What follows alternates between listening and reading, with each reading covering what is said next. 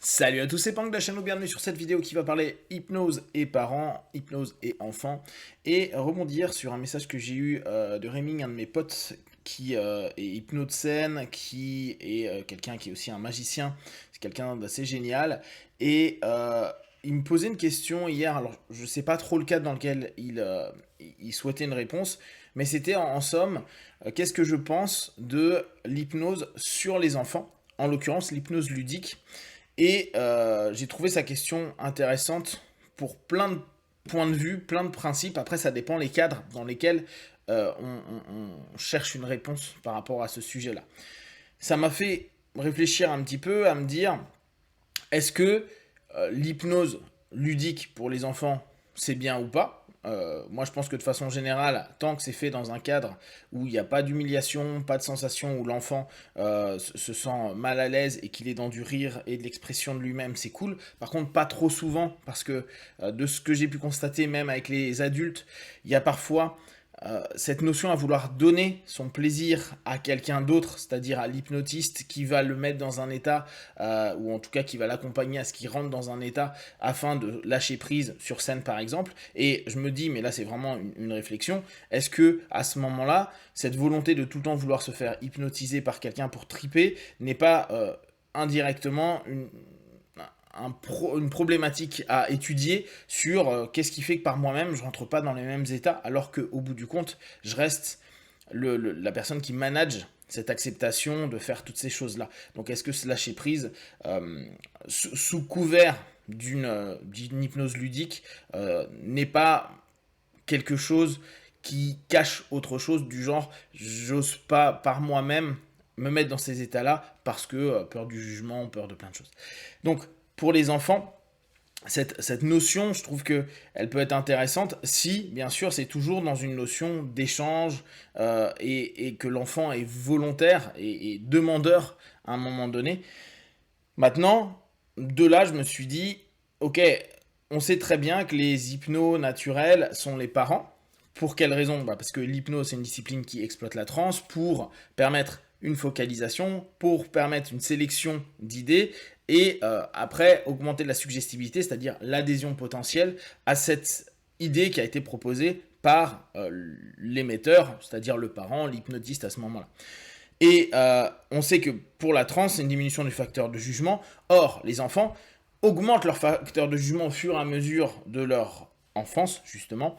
Et c'est ce qui va faire que, au départ, on dit, tous les enfants sont en transe ou acceptent facilement les suggestions. Alors le facilement est entre guillemets, je pense que les parents qui éduquent et qui répètent 70 fois ou 1000 fois la même chose pour que l'enfant le fasse ne serait-ce que quelques semaines plus tard, c'est pas si facile que ça. Mais on voit cette logique a du sens de se dire, ok, le premier hypnotiste c'est le parent, et le parent donc oriente l'enfant au travers de sa transe, au travers de différentes suggestions qu'on va nommer, nous, éducation. Qu'est-ce qui, à un moment donné, est peut-être à prendre en compte, justement, dans ce travail avec la transe? Parce que je pense, et je connais des personnes qui enseignent à leurs enfants la méditation, enseignent l'auto-hypnose à leurs enfants, font des séances d'auto-hypnose. On sait que, par exemple, il y a des travaux comme l'hypnosleep qui avait été développé par Dave Hellman. Et d'ailleurs, je vous ai pas fait la vidéo, mais j'ai suivi tout un cours sur l'hypnosleep développé par un Irlandais qui est assez intéressant. Pour lui, c'est plutôt pour la thérapie, donc il fait endormir les personnes en session pour faire le travail. Je vous en parlerai un de ces quatre. Et le travail, on sait qu'il est intéressant, on sait qu'il peut donner du bon. Après, c'est dans quel contexte on peut ou on va entraîner les petits à entrer et à gérer leur transe. Et quelle est l'intention derrière? Et là, c'est toujours compliqué, il y a plein de raisons. Et je me pose moi souvent la question à me dire, ok, quand un parent, lui, il est dans le plaisir, la découverte ou l'utilisation de l'hypnose, de la PNL, de tous ces outils qu'il connaît et qu'il a envie de le partager avec l'enfant. Je vous avais fait il y a longtemps une vidéo à ce sujet-là. Je vous disais, foutez-lui la paix. En fait, lui, il vous a rien demandé. Si vous pouvez lui donner des petits tips et qu'il les utilise, c'est cool. Mais si automatiquement on impose, bah c'est pas sûr que ça donne des belles choses. Et je reprenais encore il y a quelques semaines cette référence-là. Les enfants par exemple de José Silva ou de Dave Hellman, donc deux personnes qui ont fait plein de tests sur leurs enfants, bah quand on écoute ce que dit Larry sur son frère et la tension qu'il peut y avoir par rapport au père qui les a hypnotisés, moins Larry, mais l'autre frère apparemment beaucoup, et de l'autre côté, chez les Silva, le bordel que ça a été au niveau des prises de pouvoir, etc., etc., tu dis, bon, c'est bien de leur proposer les outils, c'est bien de dire, bah voilà, si tu as mal ou si tu as peur, mets-toi, ferme les yeux, rentre dans un état qui est cool, prends, je sais pas, ton héros, ton héroïne, quelque chose que tu aimes bien pour travailler à recadrer. Mais je suis pas certain que lui imposer comme une discipline, l'hypnose, la méditation ou autre, soit quelque chose qui soit cool. Même si, on se rend compte, hein, quand il y a un paquet d'études, et je vous en avais parlé il y a quelques mois, qui montrent que avant des cours, faire de la méditation, faire de l'auto-hypnose, ça apaise les enfants, ça les focus, etc. Mais là, on est dans un cadre qui est spécifique, qui est le cadre de l'éducation, éducation dans le sens école. Dans le quotidien, le lien que vous avez est pas le même. Et comme je vous disais tout à l'heure, vous êtes le premier hypnotiste. Sauf que vous n'êtes pas dans un cadre d'un cabinet d'hypnose, ou vous n'êtes pas dans le cadre d'une école. Vous êtes le parent, donc vous êtes un cadre qui est en fait tout pour lui, qui est son cadre de référence, qui est la base en fait.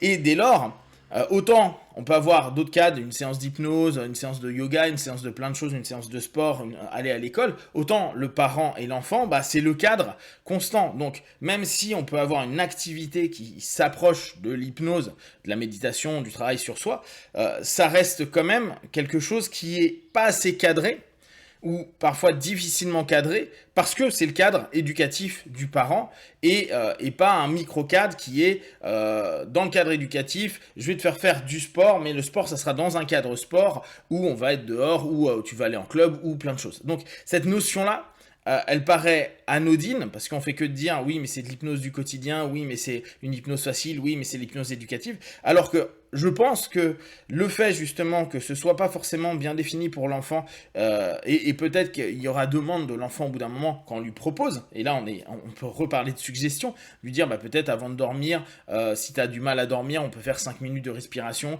avec de la visualisation, avec de l'imagination, etc., etc.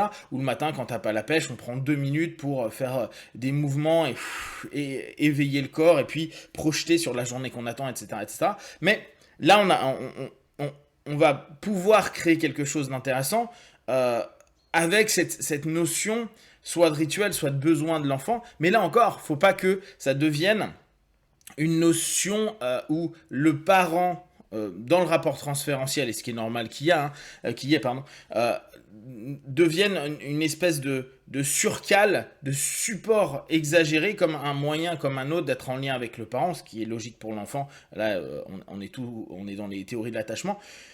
Mais que ce soit quelque chose qui soit sain et fait parce que l'enfant y voit quelque chose de positif et pas parce qu'il veut faire plaisir aux parents, ou dès lors, on peut, alors là j'exagère complètement, mais il y a une forme potentielle d'emprise. Alors, les parents ont d'entrée de l'emprise sur les enfants, hein, ce qui est complètement normal, mais il y aura une espèce d'attente un petit peu en toute puissance du parent par rapport à l'exercice, plutôt que la liberté, et c'est ce qui est, j'imagine, pour les parents un des points cruciaux, la liberté que l'enfant pourrait avoir dans son expression d'un besoin. Et justement dans la connaissance de soi, dans ce qu'il a besoin, et pas simplement dans un rituel qui, dans un premier temps, est utile, on sait très bien la discipline, mais après qui doit trouver lui-même ses propres références et ses propres cadres pour avancer vers ce qui lui semble le plus compatible, et surtout qui lui donne le plus de bien-être dans le quotidien.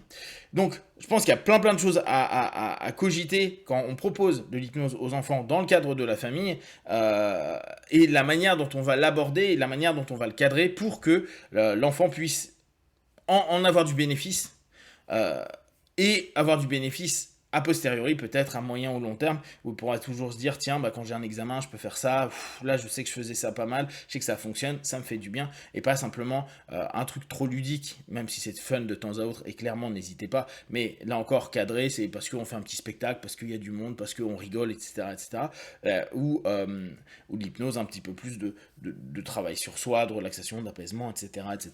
Si vous avez des questions, des remarques partagées sur Facebook, YouTube, j'y répondrai le plus rapidement possible, et comme d'habitude, de tout ce que je propose, ne prenez qu'est-ce qui est bon et juste pour vous tester, observer, analyser et conclure. Be one, ciao.